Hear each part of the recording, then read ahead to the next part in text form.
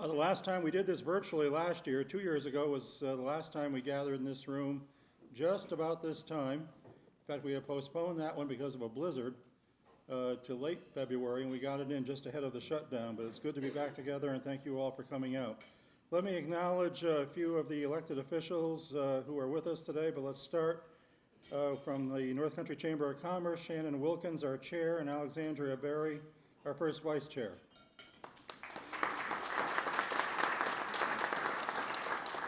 Mayor of the City of Plattsburgh, Chris Rosenquist. Chris, there you are. Plattsburgh Town Supervisor, Michael Cashman. And you can all come and see them up here at the microphone in a couple of weeks for the annual State of the County, City, and Town Breakfast, which is coming up shortly. And again, if you haven't registered for that, do so. It's always a great event as well. Bill Arthur, Supervisor of the Town of Shazy. Bill, did you? There you are. And I think a couple of the others are amongst those who aren't the hardiest souls. I won't identify them because it might affect their votes next time they run for office. I want to thank our four sponsors for their generosity in helping to support our government affairs programs through their sponsorship this morning: NovaBus, Uvm Health Network, St. Lawrence Federal Credit Union, and the Clinton County Board of Realtors. We're going to have two of our sponsors join in welcoming you this morning, and two join in closing the program at the end. First up, I want to call upon Patrick Kay from NovaBus. Nova has been a sponsor of this annual event for, I believe, about 10 years now. We really appreciate their support. Patrick. Thank you, Gary. Good to see you. Good morning. So, good morning, everyone. Happy Friday. I'm here. I'm a guest speaker of a guest speaker. Chris Stoss, who's part of our legal leadership team, was not able to make it, so here I am. You only had to drive down from Montreal. I don't understand what the problem is. That's it. So, he said, tag, Pat, you are in. So here we go. It's a pleasure to be here this morning at the 2022 New York State Legislative Forum, hosted by North Country Chamber of Commerce. My name is Patrick Kay, and I'm the General Manager at NovaBus. State Senator Dan Steck, Assemblyman Billy Jones, and Assemblyman Matt Simpson. It's always nice to see you, and thank you for your support to your constituents and to our NovaBus family. A very special thank you to Gary and Joe and the North Country Chamber of Commerce for your continued support and dedication towards our communities and for making our region a dynamic and exceptional place to live. 2022 has been without a very challenging year for everyone. It has emphasized our resilience and our strength during unprecedented times. As we move forward in 2022, key challenges such as ridership levels, health and safety considerations, and workforce development and retention, as well as supply chain disruptions, still need to be overcome. We need to continue supporting all transit agencies with midterm funding and to overcome loss of revenue from decreased ridership for a few more years until we get back to pre-COVID times. We all know we can count on our various stakeholders in New York to pursue our transition to greener transportation, and as we, NovaBus, are ready to partner. At NovaBus, we are committed to building and delivering a safe, clean, and reliable bus that we are known for. As more cities demand reduced GHG emissions and greater sustainability, we look forward to meeting that need with our LFSE Plus, which represents a perfect pairing of our proven expertise with the latest innovations of clean and sustainable technology. We are delighted to have already witnessed this appetite for zero emissions buses with our partner in Houston with a recent award of up to 40 electric buses. We're very proud of these achievements, especially because it will bring good manufacturing jobs to the state of New York.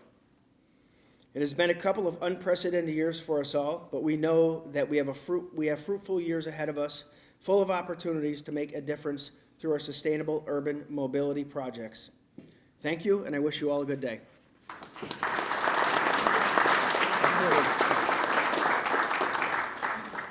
Thank you, and thank you to NOVA for continued presence and confidence in this community, placing Plattsburgh, New York at the head of the line, I would argue, in the upcoming historic transition to electric transportation across North America and around the world. It's exciting, it's happening, it's real. It was talked about for several years. There were preparations, there was R&D, but now it's real. Contracts are coming in, buses are coming out, and it's an exciting time to be in the bus business. And to have the bus business here in Plattsburgh, it's going to be an exciting part of our future for many, many years to come. Our other sponsor who will be joining and welcoming you this morning has also been a generous sponsor of this event for many years, the Uvm Health Network. And Bob Ortmeyer, president of Elizabethtown Community Hospital, will be speaking for them. Bob?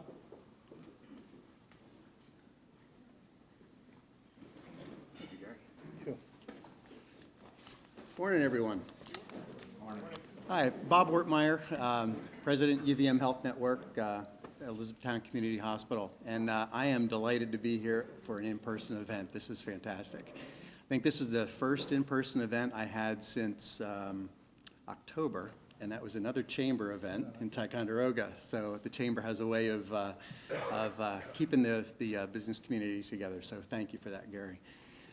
It's, like I say, great to be here and being able to hear from our elected officials, Senator Steck and Assemblyman Jones and Simpson. They've been very supportive of our interests within the communities here over these trying times. You know, I know since my arrival at my position this past July, I have seen really what makes the North Country a special place. You know, it's people working together, business leaders helping one another, and it's that cooperation that really builds the resiliency among our communities that helps us get through the trying times that we've been dealing with these last 2 years. Myself and the other health network colleagues that I have, we take great pride in providing the health care services for our community. And we look forward to continuing to work with Senator Steck and Assemblyman Jones and Simpson to assure that you have high-quality, affordable health care access to that, and close to home for you, your families, and your employees. And I know that as we work together, as we have been over these last 2 years, we will get through this most current surge that we're in and come out of this stronger than ever, and we're even more prepared for what may be around the corner. So with that, Gary, thank you again for bringing us all together, and everybody have a great weekend. Thank you.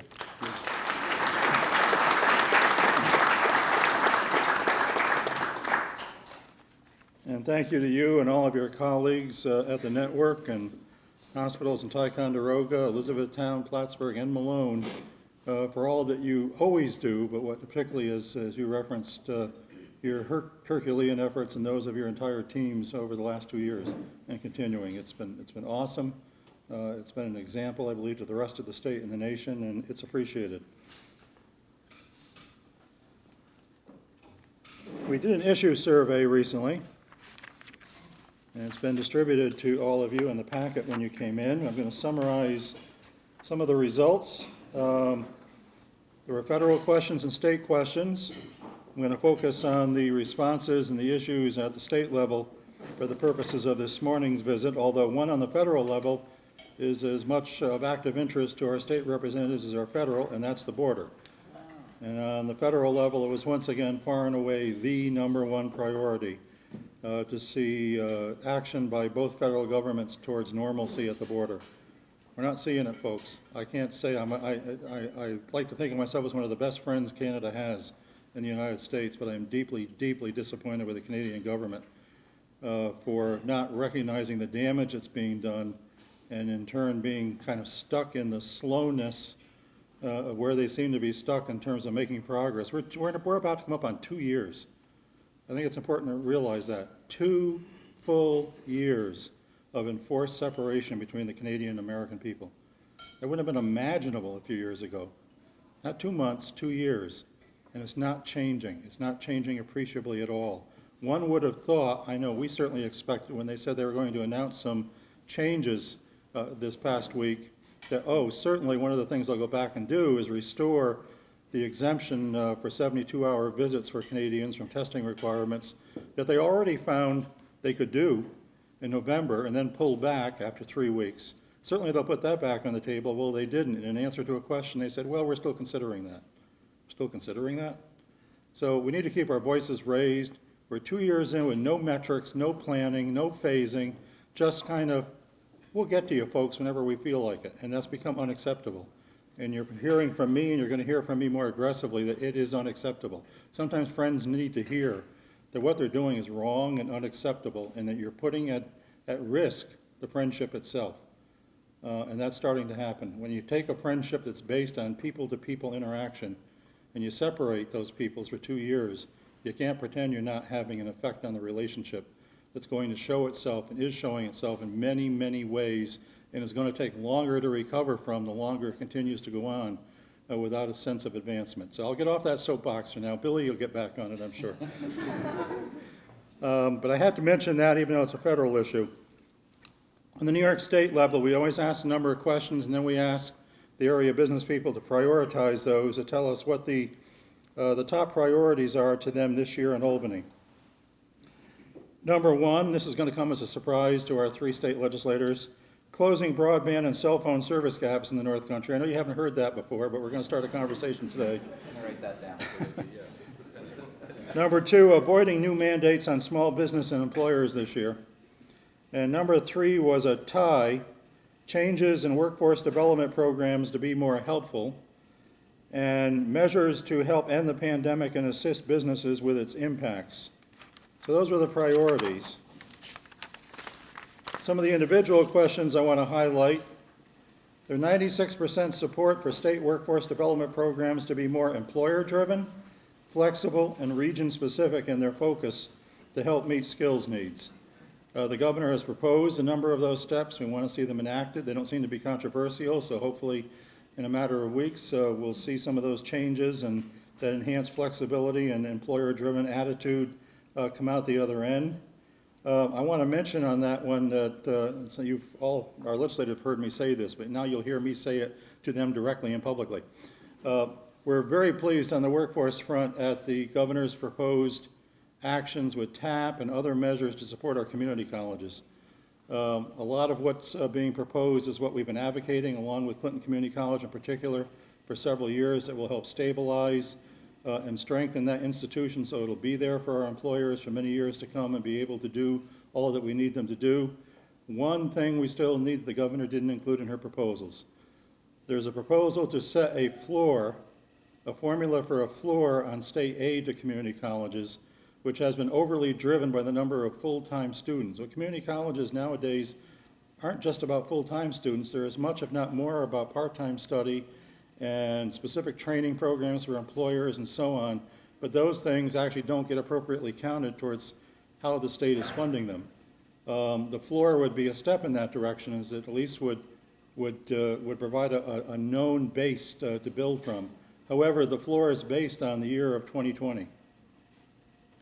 2020 is an aberration. You don't want to start a baseline on 2020.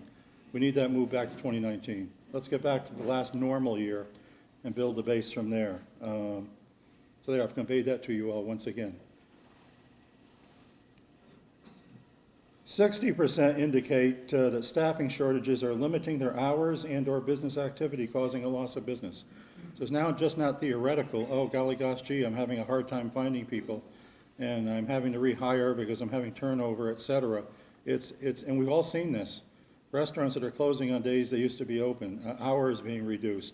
The mall being open shorter hours because the stores in the mall can't hire enough people to be open in the hours that the mall used to be open. Our air service lost, not for any other reason except that they can't staff the air service. And that's happening across the country. The ferry service at Essex being limited because they can't staff the ferry. It's affecting everyday life.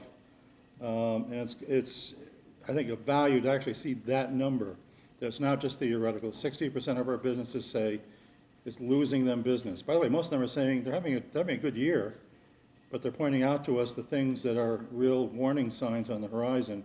And one of them is the fact that too many of them are actually leaving business on the table that they otherwise could do, but they can't because they don't have enough people to take care of the business, or turn down that construction work, or turn down contract opportunities, et cetera, because they don't have the people. 98% support renewed state commitment to closing remaining broadband and cell phone service gaps in the North Country.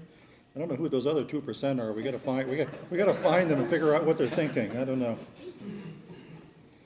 They're probably not up to speed because they can't get on the internet and find things out. 98% say that New York State must take steps to prevent employers from being hit this year with large unemployment insurance cost hikes based on the pandemic. Our three legislators have been leaders on this issue. It looks good. I'll let them address the expectation on that front. Hopefully we're coming up on a solution linked with the budget, but very, very important. Let's not go backwards and hit our small businesses when they're recovering this year and next with a huge additional tax in effect, which would be a huge additional cost for their unemployment insurance because of shutdowns that weren't their fault. We need to cover that. As we transition in the coming years to clean energy, 94% believe the state must maintain energy supplies and avoid cost hikes in current energy sources during the transition. And 80% say that businesses and employers should not be made legally liable for enforcement of state and federal vaccination and/or mask requirements. All of our businesses have been committed and diligent about enforcing requirements and mandates and caring about their employees and their customers. The wrinkle that I think business had a right to respond negatively to was the sense that the state is imposing a requirement, let's say a vaccination requirement, but then you're legally liable potentially on heavy fines and other things for enforcing that. And the business community said, and I think we're past a lot of that anyways at this point, but it still is an expression that they shouldn't be legally liable for enforcing such things, even if they're necessary and reasonable. And then we had our business confidence index with 90%, almost on a par with pre-pandemic.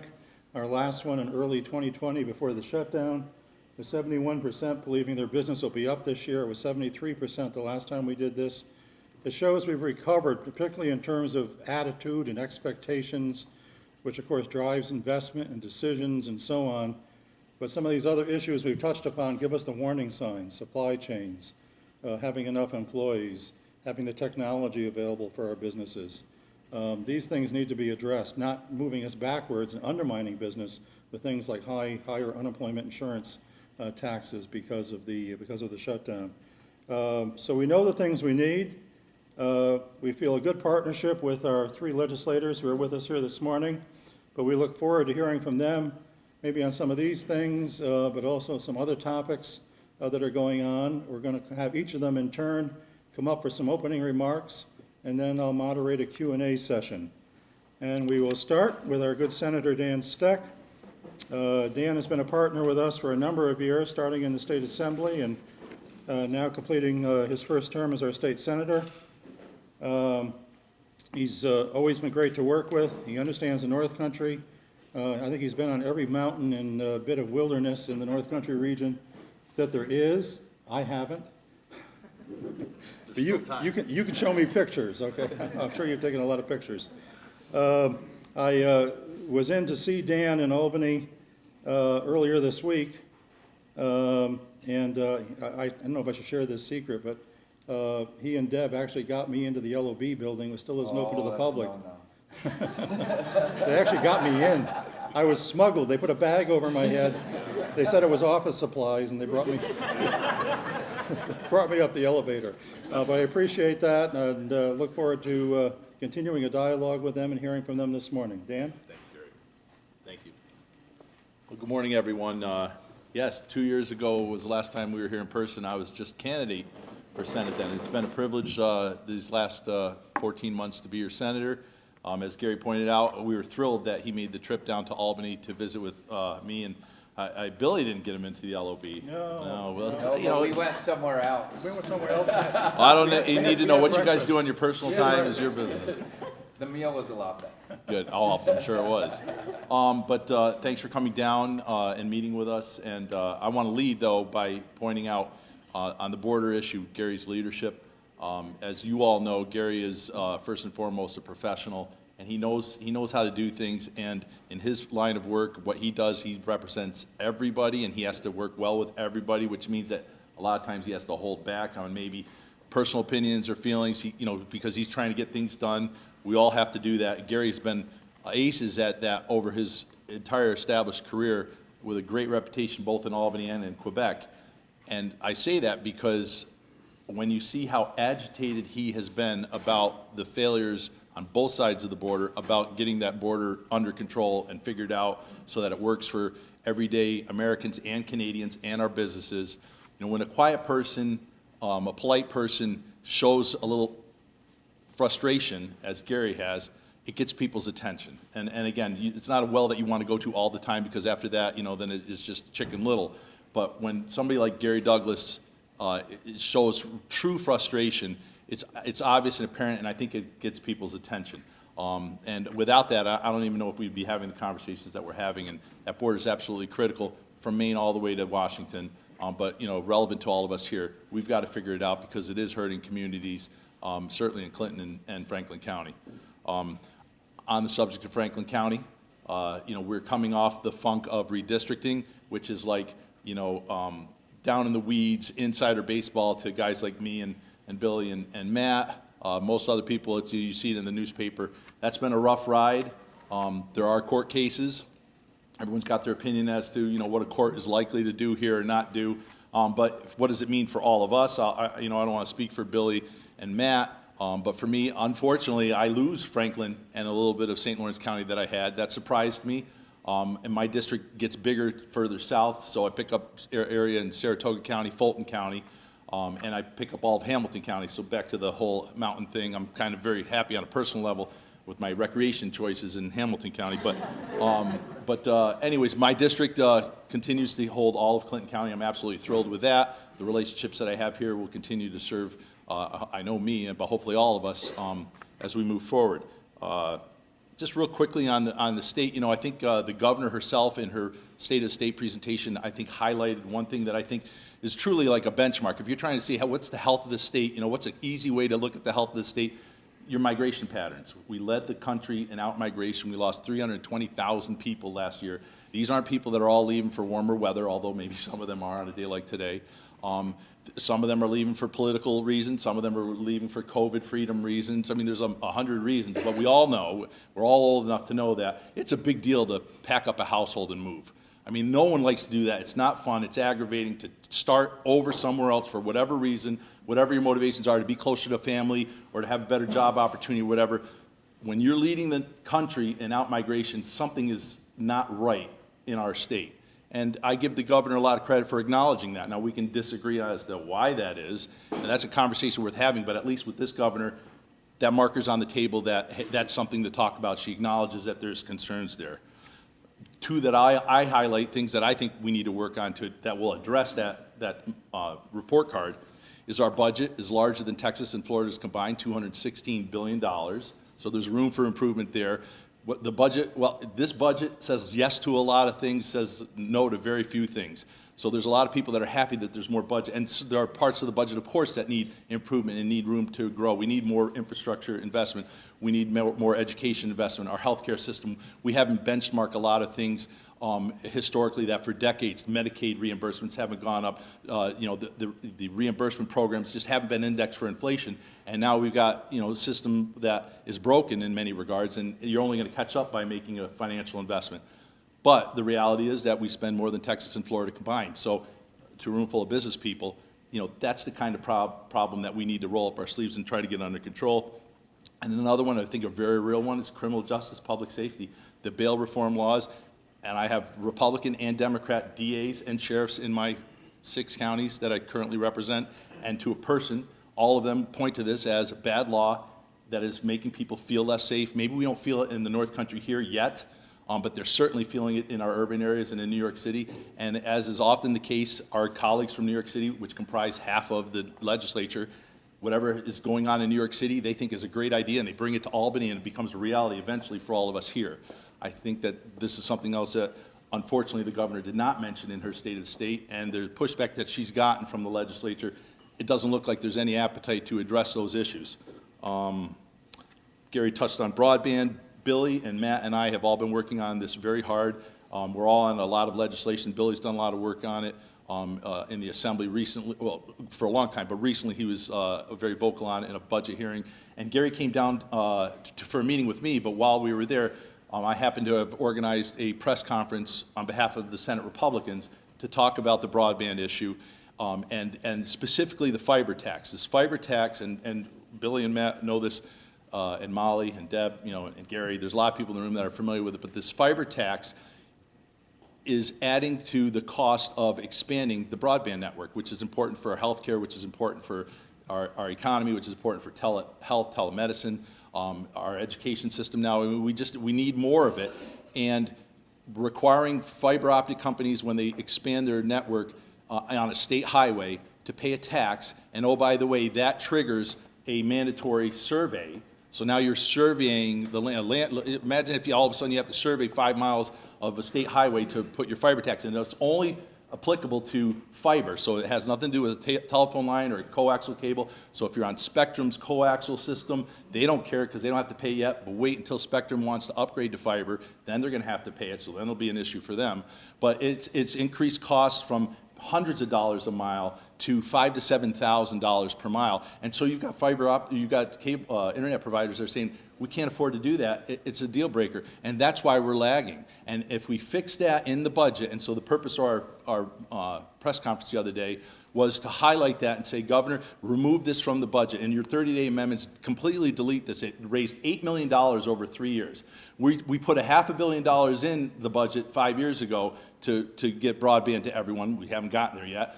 This governor wants to put another $1.5 billion in, so this is big money. But we got $8 million over 3-year revenue that is holding up expanding it where it's most needed, in the rural areas of the state. So that's the broadband skinny, and it's something that we're trying to get in the one-house budgets, and I know that there's bipartisan support in both chambers to get that done. And I think everything else I have is for anticipated questions later, so I'm going to hold back the backside of the card. But it's a privilege to be here. Sorry I was a little late. The roads were less than optimal today, but it's February. Thanks, Gary. Thanks everybody.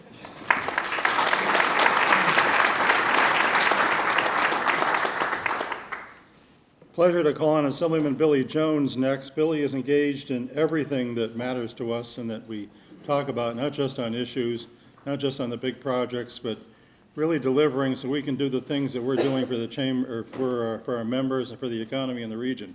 You hear about, Nova Bus, and we have Alstom and some of our other transportation equipment companies, here in the room. I know they'll testify the chamber, through Joel in particular, is doing amazing things in support of that sector. That's only made possible because of the annual financial support in the budget that Billy provides to us for our NAMTrans initiative. And on the border, again, he's been a leader there as well. He is co-chair of the U.S.-Canadian Relations Committee on the Council of State Governments East, which is an organization of eastern state governments and eastern Canadian provinces, where legislators, members of the provincial parliaments, et cetera, work together on issues and look for common ground on things. And that has been a great platform for advocacy, particularly within Canada, to be joined wherever we can with some voices on the other side of the border to say to their government the things, so they're not just hearing it from Americans saying what they ought to do, they're hearing it from Canadian colleagues, and Billy has really helped facilitate that. Billy, all yours. Thank you. Good morning, everyone. Good morning, everyone. Good morning. All right, we're a little more lively. I had a bunch of notes here that my staff does a great job and tried to prepare me for, but I don't know, the senator just took all the air out of the room anyways and he went over all my points, so no, I'm joking. It's great to be here. Great to be here with my colleagues, Dan and Matt. Been a pleasure to work with, and we're all working towards a common goal. And honestly, I want to get to your questions and your concerns here, so I'm going to keep it very brief with the introduction. I think most of you know who I am, know what I represent, and as Gary said, I think we all try to pinpoint the issues here in the North Country that affect people in their everyday lives and try to make their lives, your lives, better. But this is a business forum as well, and Dan had mentioned a lot of a lot of the issues, broadband, broadband, broadband. How can we not say that again? I was pleased that the governor is making that investment, $1.4 billion, close to $1 billion, will come from the federal government, but it is imperative that we make sure that those dollars stretch as far as we can make them go. Because as excited as we were about the last program, and we were, I think there could have been more done. And then in the middle of it, the governor slides in the budget to have a DOT right-of-way tax on fiber optics, which Dan pointed out. We gave $500 million of state money with this hand. And over here, we're going to tax that. It's just ridiculous. And we're calling for a total elimination of that tax right now. Actually, if you spend, if you're in the Broadband Connect All program, you don't get taxed. But that's even more ridiculous, because if you're getting state money, we're not going to tax you. But if you're going to invest it, if you're one of those broadband companies or smaller companies that are going to invest your own money, we're going to tax you. Doesn't make any sense. Simply doesn't. And it only hurts those smaller companies that are trying to get broadband out to areas here in the North Country, because their dollar will not be able to go as far as it possibly can. The border, I don't know what else I can say about the border. Gary said it all. We've been advocating for that. I like how Gary puts it. It's not only, of course, economically, Canada is our largest trading partner. Historically, culturally, but more than that, it is a people-to-people relationship. And all of us have heard stories about families through this pandemic that have not been able to get connected, and certainly our businesses have been affected by this. We need to open that damn border up. It's just plain and simple. I know we all want to be safe. I want to be safe.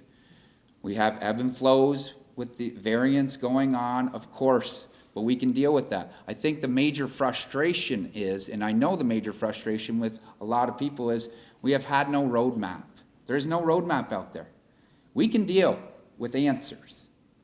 We might not like those answers, but we can deal with it. But there has been no answers on this.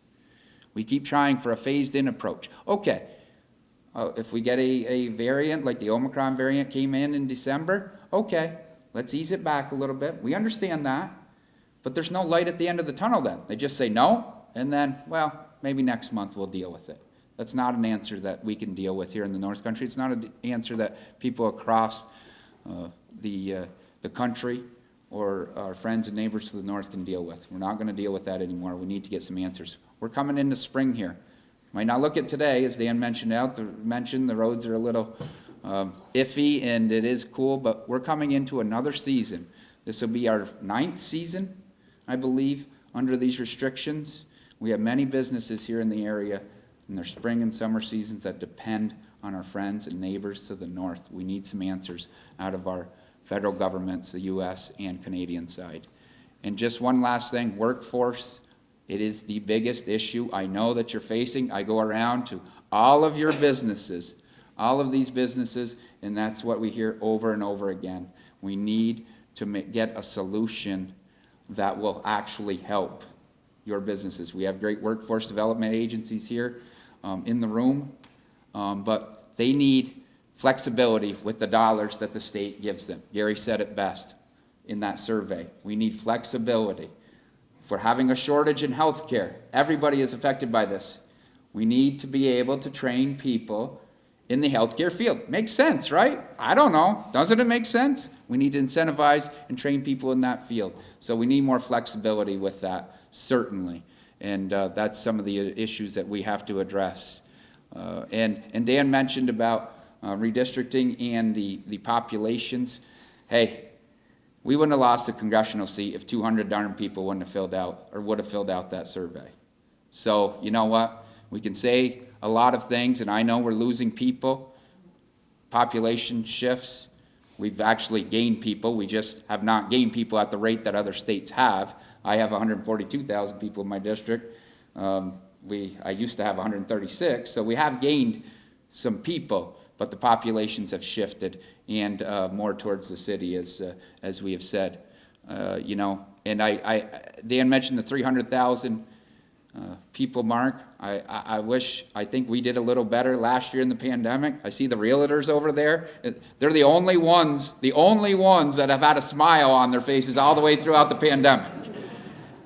But joking aside, see, they're still smiling.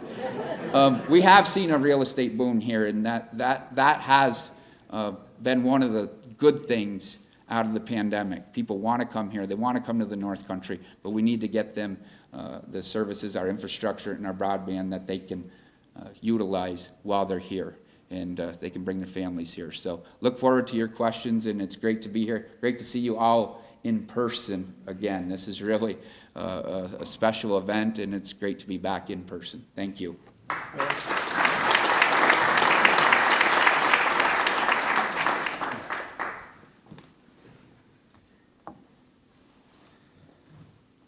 Matt Simpson is someone that many here in the North Country are getting to know. He's in his first term as assemblyman for the district that used to be Dan's district, but not new to us at the chamber. We knew him well when he stepped forward to take on that assembly seat in his leadership role with the Adirondack Association of Towns and Villages.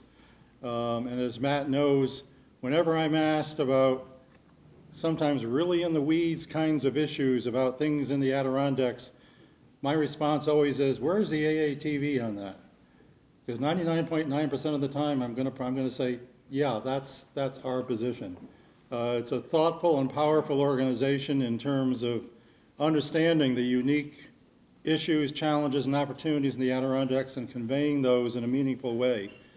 Matt was an important part for a long time, and I know continues his connections with his colleagues at the local government level in the Adirondacks in part of that advocacy, and now he's able to bring that grounding in those issues and other issues to the legislature, and we're happy to have your voice there. Matt. Thank you, Gary. Good morning, everyone. It's really an honor to be here. I'm 14 months into my first term as an assemblyman, and it's been an awesome experience, especially with my colleagues, Dan and Billy. They've served you for a number of years, and they're doing great work in Albany, and it's really been helpful to have been able to work with these two.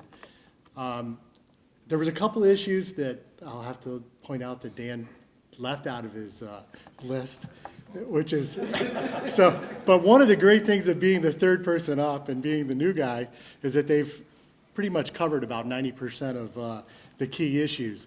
But there's three that are really important that affect every single one of us.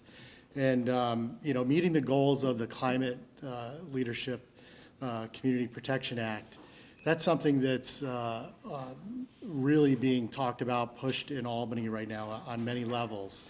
And, coming up with a plan, how we're going to meet these goals, how we're going to see the reduction of carbon into our atmosphere and hopefully impact our environment in a positive way. One of the things that's key about it is there's an omission of figuring out how we're going to do this financially. There's a push to mandate new construction meet all the standards of electrifying. So all of a sudden we're going to make this drastic move, and so we're pushing for solutions. How we're going to get people to move in that direction when we're seeing people leave because of the high cost of living here, the high cost of property taxes, and there's so many needs. But it's tied to the lack of funding that's an investment into our infrastructure also. We have existing deficits in clean water, wastewater infrastructure that, businesses, homeowners, all of us are paying for while we're putting a lot of effort in a plan that we really haven't figured out how we're going to make this happen. So I'm very concerned about some of the additional costs that are being proposed, and so we're working towards solutions on that. But also tied to that lack of investment in infrastructure is, and the realtors will know about it, the affordable housing issue. We need places that people can move here and afford. My wife and I, we've been in Brant Lake for 15 years. and we're at a point where we're thinking, okay, maybe it's time to sell. We're at the end of our mortgage. We'll take advantage of this market. There's some people over there that'll be happy to give you their But cards. honestly, we can't afford to buy because the prices have gone up. Yeah, you So need a I'm- place to live I'm- now. Yeah, I need a place to live. And, so it's really hit home with me. I can remember when we bought our first house, this is our second one, and I remember I had a $600 mortgage, and I thought that was the end of the world. So now we're in our second home, we're almost through our 15-year mortgage and looking at what the next house is gonna cost. So it's a very important component to,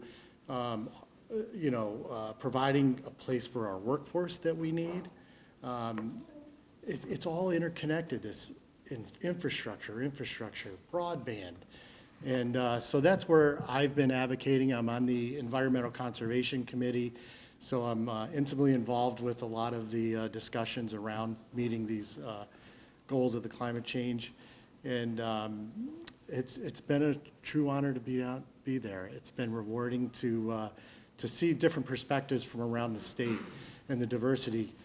My district changed a lot in the redistricting. I lost the city of Glens Falls in Warren County, which was really a primary place of my focus because there's a lot of economic activity there, big population, and it's really limited by its geographic borders. So it really takes an extra focus to figure out legislation that really helps them or programs that really helps the city versus where I live in Brant Lake where, I live on 12 acres. 12 acres in the city would be worth millions and millions of dollars if they could do it. So it's been a very awesome 14 months, and I can't say enough about my colleagues.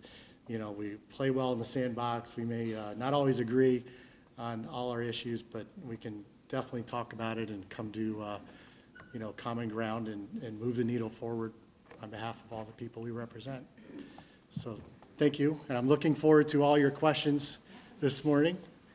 Thank you. Thank you.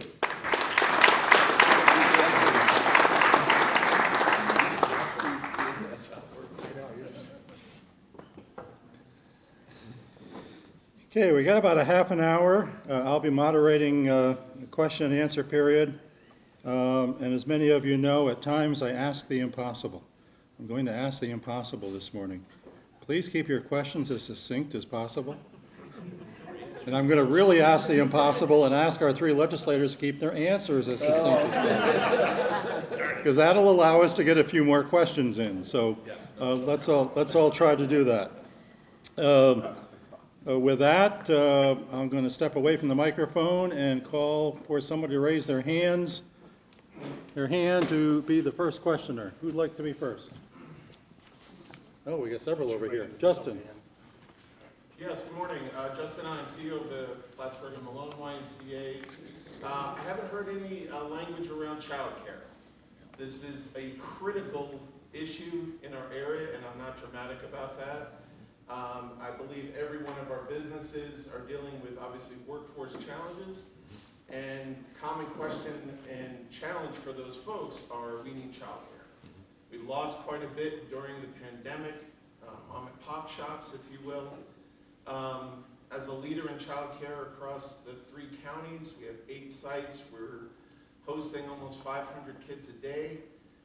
We could open up 3 more sites tomorrow because we have waiting lists. Not alone, there's many other childcare providers. This is a critical issue. Our community needs support. We need sustainability. We all know that childcare is an expensive proposition. We try to keep our costs low, but those dollars have to hit somewhere. And we need that help on the state and federal level to be able to continue that. So love to hear your thoughts. Yeah, let's start with you, Dan. I'm sure you all want to take a piece of this. Yeah, thanks, Justin. Good to see you. I've enjoyed watching your progress and visiting your facilities this past couple of years. In addition to being the ranking member on the Environmental Conservation Committee, as I had been in the Assembly for 8 years, now I am in the Senate, a new responsibility I have is I'm also the ranking member on the Senate's Children and Families Committee.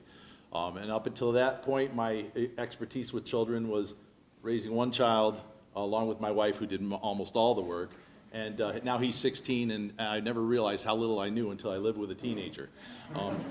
But some of my Senate Democrat colleagues have come to my district to tour, along with Matt, a few child care, and so that you have your three different, you have your in-home ones, and then you have the standalone, and there is a child care desert. There's more than 6 times the demand than there is the supply right now for child care. It's certainly an issue everywhere. It's harder in the North Country with travel times, commuting. Now, a couple of my colleagues, God bless them, they are pushing for universal child care, which just is flat out absolutely not affordable. Their heart is in the right place. Financially, it's not feasible. But that doesn't mean you just throw in the towel, throw up your hands and say give up, because we still have the need, as you know, and it's holding our economy back, and it's not good for our kids. There are things that I've learned along the way, and Jamie, I met with her at the chamber. She attended a meeting last year, and we went over some child care ideas. And the regulations, the regulatory environment that the state puts on somebody that wants to open up their home and take in a handful of kids here, a handful of kids there, which is very convenient and attractive to a lot of parents, to not have to drive into downtown to the Y or somewhere else, to have them spread out, dispersed throughout the neighborhoods, people but the requirements that are placed on these people are intimidating enough where people aren't even going into it. So one potential way to start addressing this problem is to make it easier, creating like an ombudsman kind of office to say, hey, come to us and we will facilitate getting you and your facility, your home, where it needs to be so that it's safe. We want our kids to be safe. We want it regulated. But we don't want to put so much burden on this industry like we do everything else in New York State, where now it's financially not feasible. And as a final side note, one of the greatest things that I thought as a parent when our kid was in school, but he wasn't in school till 5 o'clock when mom and dad were starting to get done with work, and he needed after school care. The YMCA down my way was in the schools for the after program. Wonderful, because you weren't packing the kids up and moving them someplace else. They were able to stay in the school. Those partnerships are invaluable to parents, and we need to pursue more of them. So those are my thoughts. But the idea of the taxpayer paying and subsidizing universal child care at the tunes of several billions of dollars a year, I just don't think financially we can get there. But again, it's a 6-to-1 deficit right now in child care. So it's a true need. And broadband will help. There's a lot of people that are working hybrid right now, and I think that hybrid part is here to stay. I mean, there's going to be a lot of things that are going to come out of this that we are not going to go back to the way we were doing them. My wife's job now is remote from home. It's fantastic, for many reasons that I won't get into. But she likes it. It's a good deal. But if we had a little kid, and there's a lot of people, I'll take that job. But I got Johnny or Susie's getting off the bus at 3 o'clock, and somebody needs to be there. The traditional model, that was a deal breaker. Now with the hybrid model, but they can do that. More people can do that from home if they have the option to connect to the office. Broadband. So I think that the broadband is actually part of the solution to the child care issue. Justin, you make some good points, and I think one of the biggest issues, we're talking about workforce, right? I mean, we need workforce. Child care is essential to our workforce, which our workforce is essential to our economy. It's as simple as that. So we need to do everything we can. I actually got together with some organizations and some businesses, and many of you in this room have actually written letters to the speaker on your behalf and on your business's behalf. I see a few over there, yep. And we're coming up with an initiative. We have a budget ask to make sure that we are considered a child care desert, that we actually get money here in the North Country to help out child care businesses. We need to do that. We've been excluded from this for way too long. We have a budget ask in there. And I think now more than ever, businesses and organizations realize that this is an essential service that they need for their workers. It is. It's plain and simple. Certainly, we need to do more in that.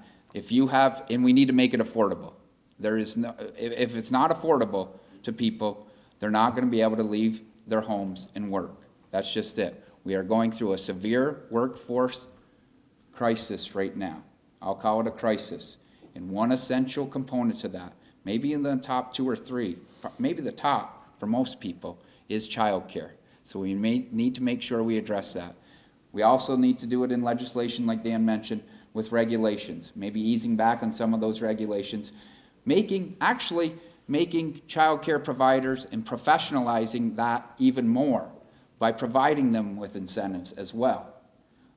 I know that when my little girl was going to daycare, it was a big expense on me. It was a huge expense, but we pay that expense to make sure that they are in good hands. But we need to broaden the pool of our child care providers. We need to make sure we have more of them out there because, like I said, it is essential to our workforce that they have proper child care. And it also does, it improves our workforce because if you're sitting there and you have employees wondering, what am I going to do? I have to get grandma or I have to get a neighbor to get my kid and do this and do that. Their mind is somewhere else. It really is.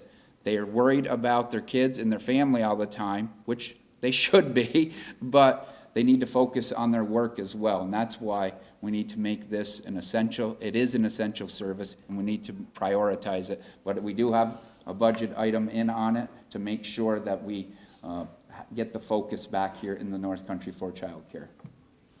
Matt? And I would just echo Billy, there's a budget ask, we need to support these providers, and it makes sense to raise those standards or support them so that we can actually have quality childcare.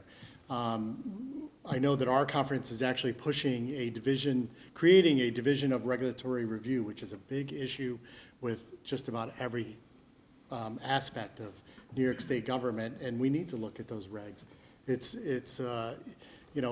We pass laws, pass new regs, and they don't really look back and figure out how that conflicts with something that's already there. We may be possibly making the situation worse. But it's going to take funding, it's going to take support, but it's a critical component of recovering in this economy and moving forward in our new economy, because it's really something that's grown. We went through that when my kids were younger, and fortunately I was self-employed, but I was able to schedule my work around when my wife was working, but it takes two people working, and that's a reality, and it's tied to wise decisions in New York State so that we're not impacting families in a negative way, forcing them into this having to work multiple jobs. And in North Country, if you don't have 2 or 3 jobs, that's the norm here. So I just want to add, and I'm looking back at Clinton Community College here, and they can do so much and they have done so much for our workforce development. But I talk about professionalize the profession. People can make, well, I'm not mentioning any fast food joints around here, but they can go out and they can make $16, $17 an hour right now going to work. But we want to pay our child care providers much less, and they are taking care of our most valuable commodity, our children.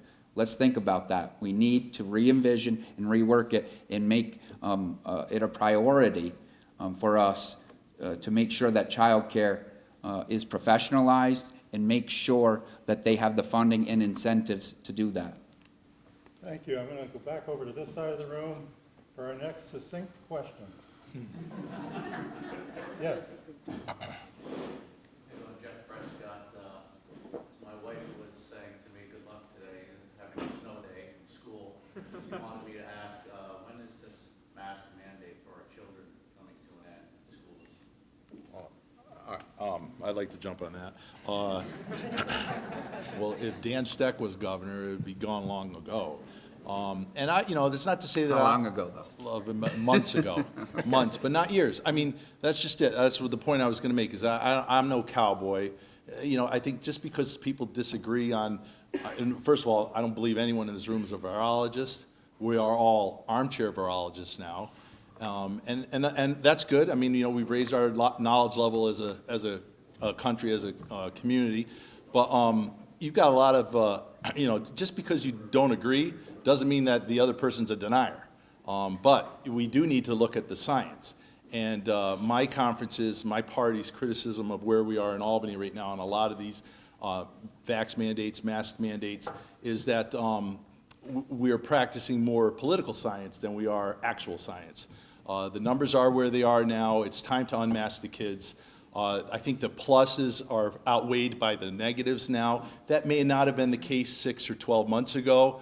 And I don't want to try to pick, well, exactly when did we cross that line? But I think collectively now most people in our state would agree we've crossed that line.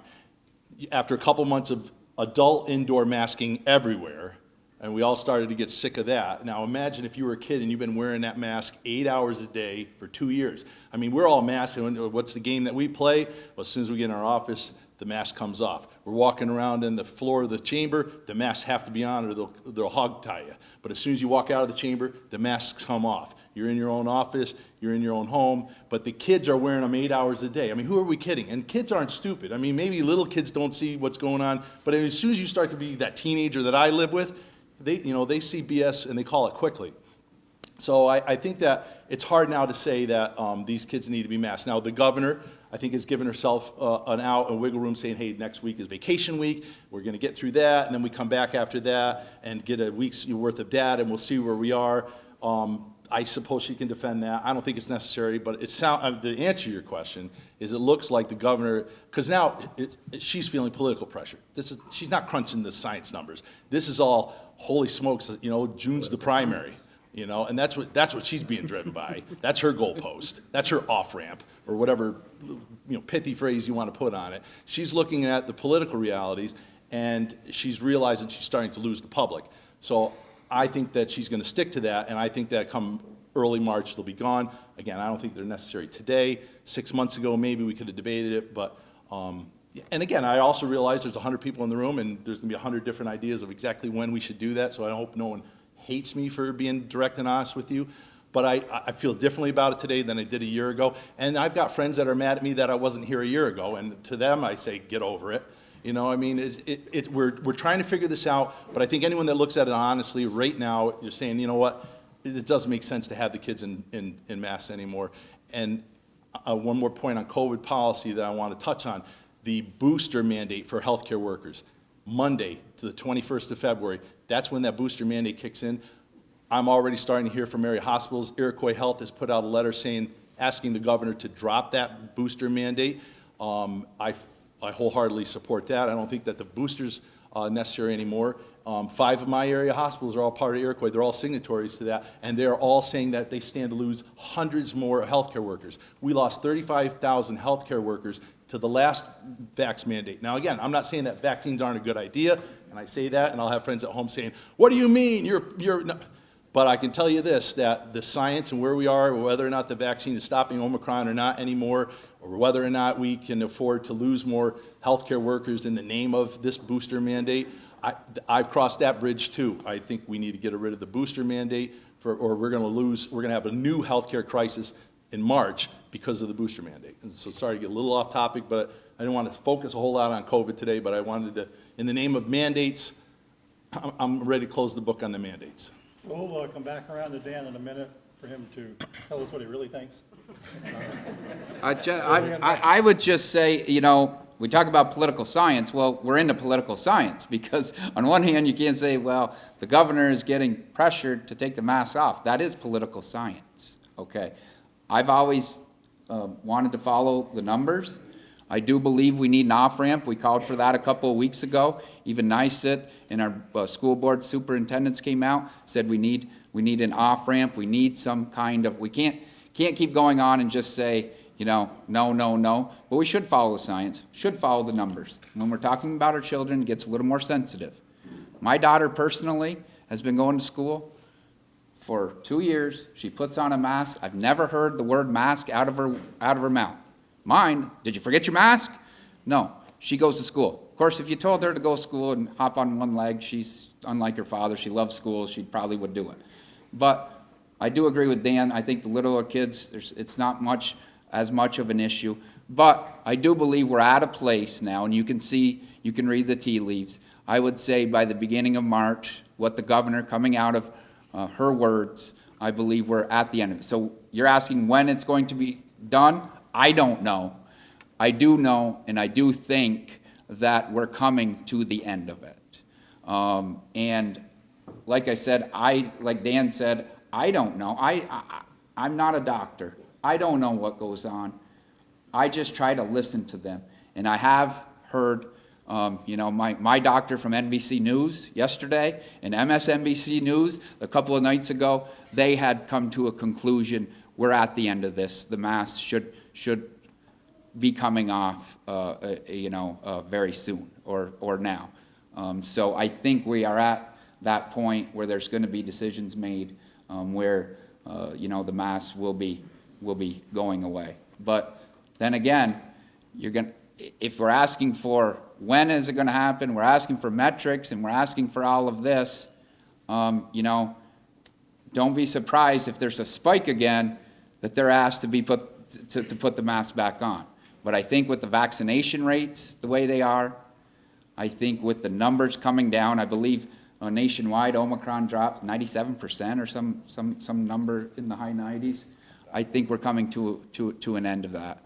And will it be a good time? Of course, but we certainly want to continue to keep our kids safe in those schools and keep the schools in person and open. So I think we're coming to an end to it.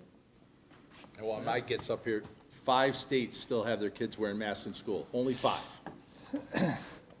I would just say that, when these mask mandates came down, I wore my mask.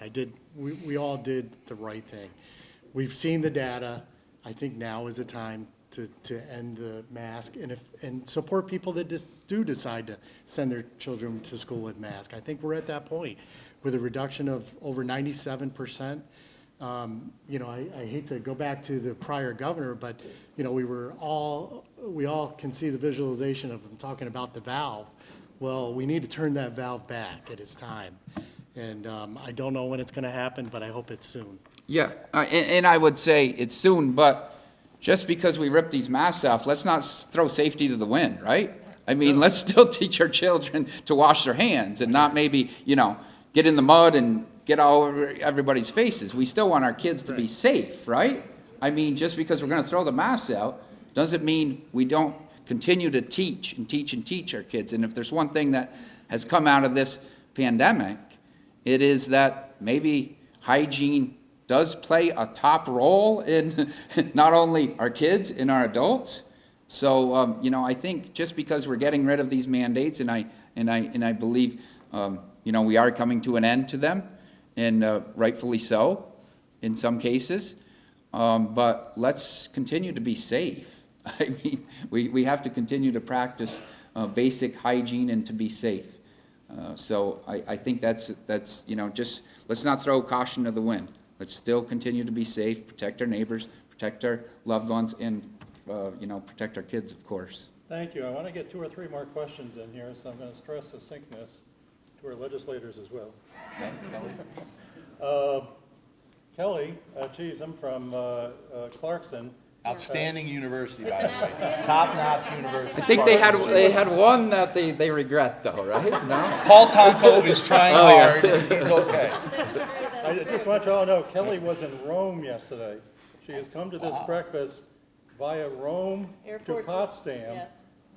to Plattsburgh. So That's Rome, right. New York? No problem at all, no problem at all.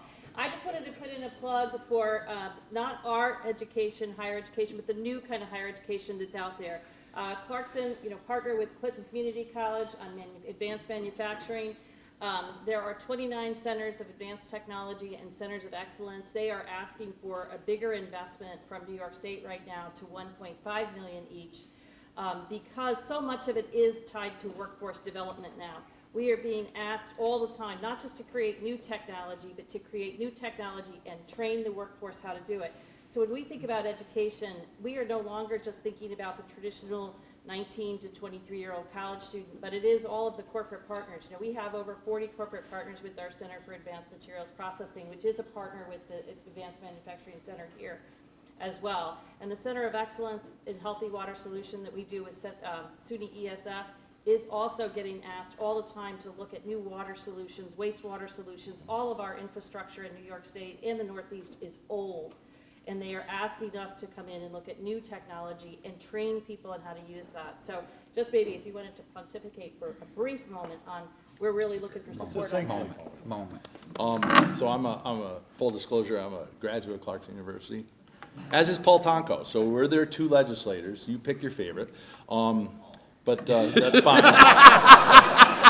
No one's perfect, Michael. But I'm hearing that the town of Plattsburgh is covered and good, so that's one less thing. Billy, I think, hit the nail on the head. He talked about it most in his, I'm going to get even with him. I don't remember. Workforce development is important. And, when I was a county supervisor, we sponsored a community college, at around a community college. And one of the back and forth between the sponsoring counties and the college was what is the mission of the college? You got the higher ed perspective about higher ed for its own sake, which is valid, but then the community always wants, hey, we need workforce. We need things that are going to contribute to our economy. And now in the legislature, I see that on a larger scale, not only amongst community colleges, but all of our colleges and universities, and the public still has it, and now we have a labor shortage, and beyond that, the trades, right? There are people that are begging for plumbers and pipe fitters and carpenters, millwrights, and it's just amazing. And there's a lot of investment that needs to be made there because we have a workforce problem, especially in these areas. And Clarkson has that long reputation because of the nature of it as an engineering school, although it does many other things. But these centers for advancement and workforce development, and I know the chambers participate to have their own program, and Billy touched on it. These are all things that are important to us. This is all the kinds of things that help get our economy going, to generate that tax revenue, to pay for all those other things that we talked about before, that, they're all interconnected, but they all cost money. That's one thing they all in common. But it's a great investment, and I'm glad that you brought it up. I just want to touch on that. I totally agree. We need our institutions of higher learning involved in workforce development directly. And I'm looking at my friends back there, of course, Clarkson and Clinton Community. We have that Manufacturing Institute out there that is just an awesome, awesome building, great place. Our manufacturers here in the room take advantage of it. I see Bombardier Alstom back there as well, Novabus. That's the kind of that's why here in the North Country, and this is one of the things that I am proudest, here in the North Country, we're on the cutting edge here in manufacturing of transportation products. We are.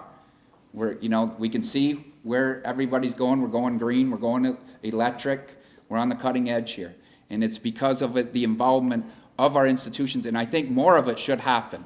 I mentioned a couple of our manufacturers here, and when I first came over here many, many years ago, this gentleman sat me down and he said, listen, we're on the cutting edge here of manufacturing in the Plattsburgh region, and that has become a reality. It really has. But our institutions need to and have to play an important role in that, in creating workforce development, and our workforce development agencies work well with them. I mentioned Bombardier back there, our friends. We have a retirement. Mr. Dave Black is getting done after 30 years at Bombardier, so I think we should give him a round of applause.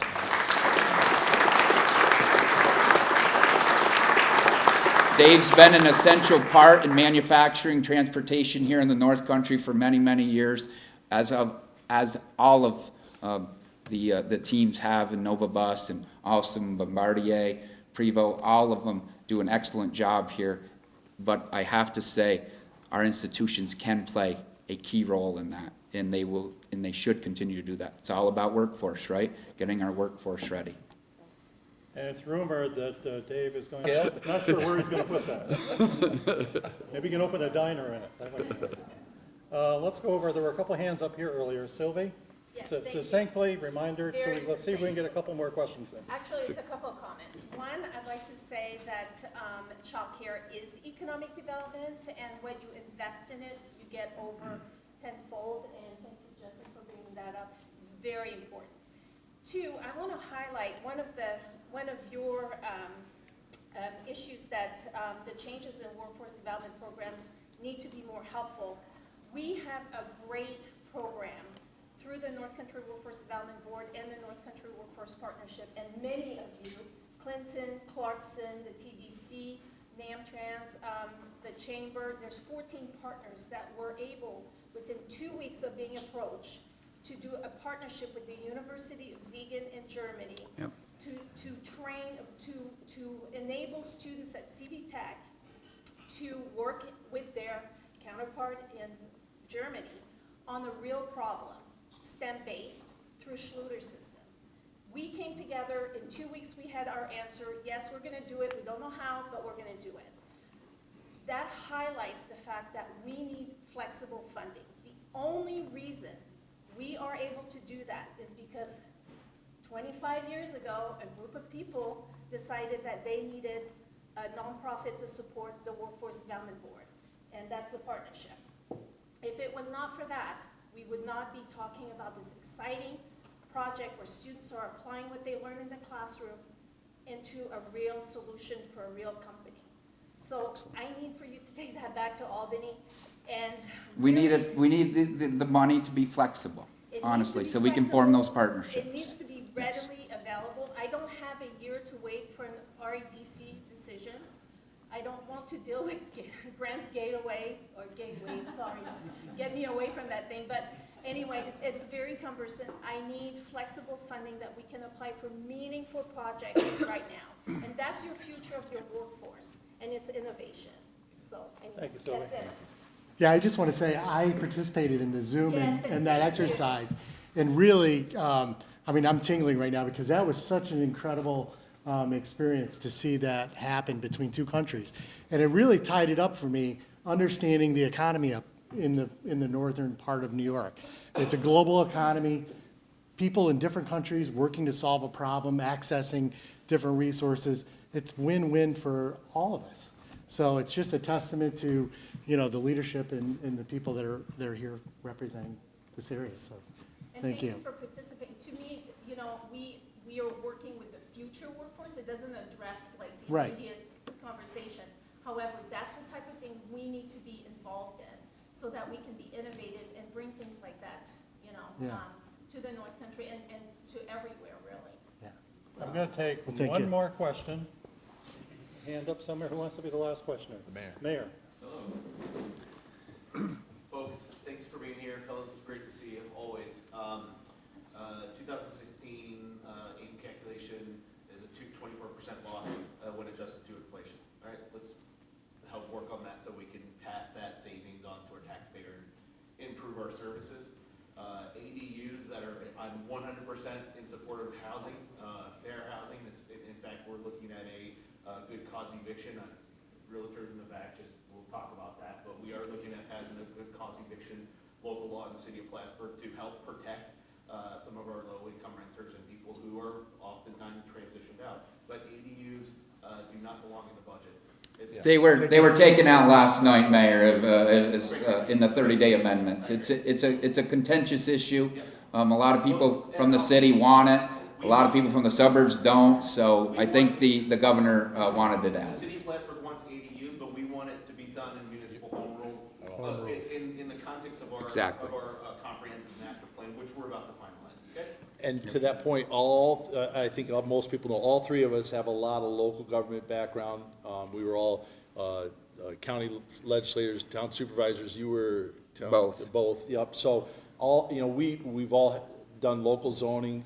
Each community wants to be able to control what it looks like, its own rules, and that was one of my main concerns about the ADUs is all of a sudden, for the state to step in and just enforce on, I believe in home rule, let the community, if you want to do it and your community supports it, there's the political will to do there locally in the city of Plattsburgh or the town of Plattsburgh or wherever it may be, then that should be your choice. But I don't think Albany needs to dictate a one-size-fits-all. That would be so fundamentally altering for all of our communities. So she did remove it, though, as of last night. Yeah, and then if you're serious about infrastructure investment, the city of Plattsburgh has 126 miles of water distribution, 56 miles of sanitary sewer, and then another 26 miles of sewer distribution. Let's stop making us compete for water infrastructure. That is why we are forming, in your counterpart over here, the town supervisor, we believe that it should be a CHIP-style funding that happens. We've been talking to a couple of colleagues to get that out. CHIPS, if you don't know, consolidated funding, we use it for highways and bridges, or local governments use it for highways and bridges. We want to see that formula or some kind of style like that come to water infrastructure and wastewater infrastructure as well. So we're looking at that. So We service the town of Plattsburgh, we service a lot of people in the region. all your highway DPW guys are familiar with CHIPS, and the nice thing about CHIPS is it's a pot of money that is funded at the state level, but it's distributed by a predictable, non-political formula. So everyone knows that it's fair, it's done fair, makes sense, it's based on how many lane miles, not whether you're a red town or a blue town or a northern town or a southern town. So that program works, it has worked for years, and everyone involved in the highway funding likes it.